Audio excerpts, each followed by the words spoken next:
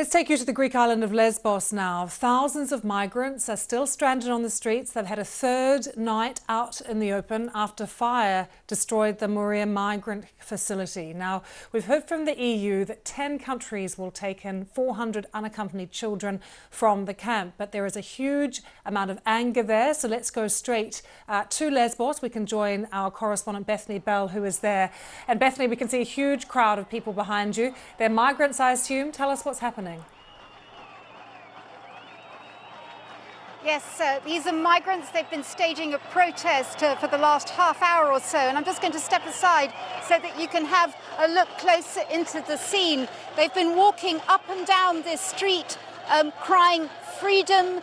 There are signs saying, with slogans saying, we don't want food, we want freedom, Germany help us. People here really saying that it's time that they should be allowed to move off this island. They don't want to be moved into another temporary camp. They want to be given a new perspective and a chance of life somewhere else. Now, there are Greek riot police around as well. I think you can just see the bus here, which is the barricade across the road that the police have put into place. And they are riot police poised with riot gear in case this gets out of control. So far, people have been moving backwards and forwards. They've been singing. It's been a reasonably controlled crowd. But as you can see, they're banging bottles together. And they say, really, they've had enough. It's time they were allowed to move off this island. And it's interesting that many of the Greek islanders would like to see them move off as well.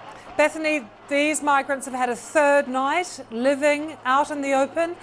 They've had to sleep on the streets. We hear they've been camping in olive groves. Have they got any access to some of the basics like food and water? They have been brought food and water. We've seen aid workers going around distributing things like that and also giving things to families with small children. But, you know, when it comes to other very basic things like shelter, it's the only shelters around that I've seen have been makeshift tarpaulins and blankets, which the refugees have made themselves. And also, there's no running water here, so you can imagine what the hygiene standards are like, especially, and that's of a special concern right now in the time of the coronavirus pandemic, when washing hands is of course so key. So for many people here, they say